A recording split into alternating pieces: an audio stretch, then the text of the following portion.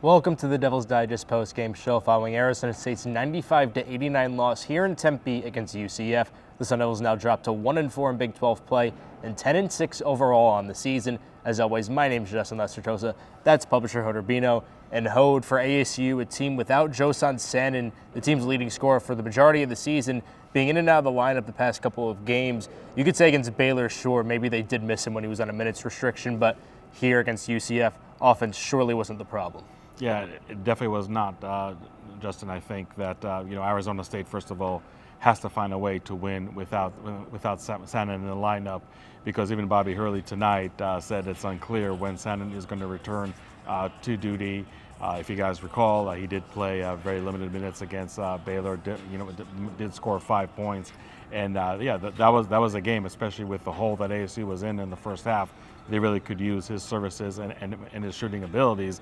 Yes, they were able to eventually, in that contest, reduce a 15-point gap to tie the game and send it into overtime. I just felt that the comeback effort that the energy they exerted in the second half really hurt them in overtime. That's why they lost that game. But against UCF, this was a team that, on the one hand, was one of the worst defensive teams in the Big 12. But on the other hand, definitely one of the better offensive ones.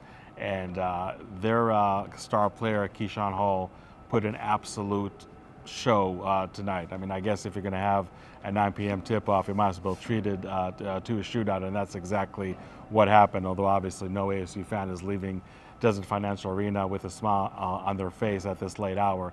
But Keyshawn Hall, in my 25 years covering this team, I've never seen any player from ASU or from an opposing team score 20 points in the first 10 minutes of the game. Now, because he got into foul trouble, he actually only scored another 20 points for the next 30 minutes, but obviously 40 points overall in college, let alone even other levels like NBA, is one heck of a night.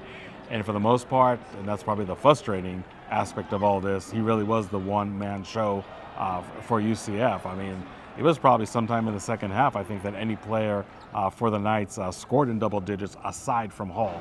But ASU did not have any answers for him. And head coach Bobby Hurley said that after the game, plain and simple, just the way the team works for him to create shots. I mean, he needs to drive to the basket, and he's able to drive the basket and finish over there. And when ASU was able to actually cut down a 12-point deficit in the second half and lead in the second half, that's because Hall was in foul trouble. Some of the points they got down the stretch, especially with Jaden Quaintance, who had a career-high 20 points tonight, was because Hall was in foul trouble. But overall, ASU's defense was absolutely atrocious all night long. The Knights do score 50% from the field, and this is why a great offensive showing by ASU is all for naught. I mean, there were 12 from 24 from three-point range, 6 and 9 from beyond the arc just in the second half alone. But here come the free throws. Nine missed free throws the entire night. I mean, you had Alston Mason, probably the most sure free throw scorer on the team. Was awarded 2 technical free throws, misses that, is not able to complete a 3-point play. All this happening in the second half. That is absolutely something that ASU could ill afford when on the other end of the court they really can't stop anybody. But it really was, offensively, one of the more impressive contests. And Bobby Hurley, not being cynical, even said that he's probably more disappointed what happened against Baylor when the team only scores 20 points in the first half, but is able to play as well as they did in the second half, bringing the game to overtime. So you're just disappointed that you put yourself in the hole in the first half and you just didn't have the energy to play well in overtime. But here you are against UCF, and you just have one of the best shooting nights of the entire season, and really nothing to show for it as far as the game being the loss and not the win column. So just really frustrating for ASU. And to your point, Justin, this is not a game that they missed Sanin, but there's definitely something you cannot say about previous losses. But either way, Arizona State right now in a really tough place. Yeah, Hode, and they're obviously moving and transitioning into the Big 12 Conference. There are going to be some challenging aspects for this Arizona State team, but now 1-4 through 5 games. already in a position where they have to play catch up if they're going to want to build a tournament resume. And these next couple of games on the slate don't get any easier. What do you expect to see out of ASU in these coming matchups? Yeah, I mean, you're absolutely right. Sometimes you hate when things really do work according to exactly what you predicted. And Arizona State right now riding a 3-game losing streak, trying to find a win anywhere they can. And the next 3 games have them on the road at Cincinnati, on the road against West Virginia. Those are teams that were previously in the season both in the top 25. And the third game is going to be a team that's definitely going to be in the top 25 because right now they're the number 2 team in the country, Iowa State, here at Desert Financial Arena Saturday the 25th. And you just look at the schedule.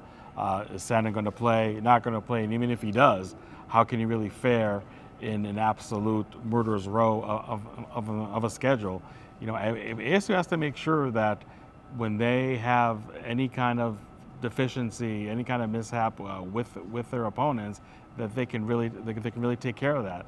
They knew that against Baylor was missing 2 key players, and that was a very winnable game for ASU. And we saw what happened in the second half. But again, when you play that poorly in the first half, you almost don't give yourself a chance to actually win this game ultimately.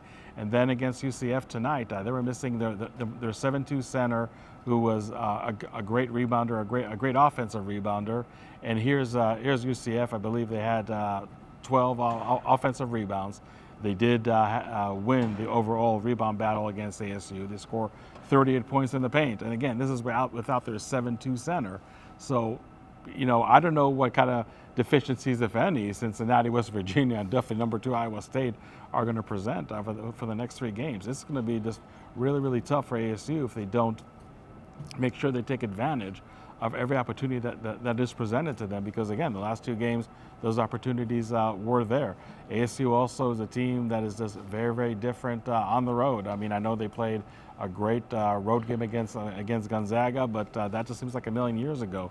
And really, when you just look at the whole non-conference slate, yes, it was a very challenging non-conference slate, and yes, ASU did impress for the most part during that portion of the schedule.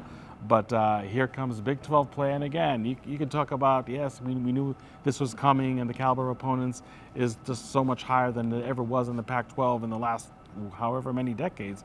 But still, that is not comforting when ASU is sitting right now with a 1-4 record in the conference.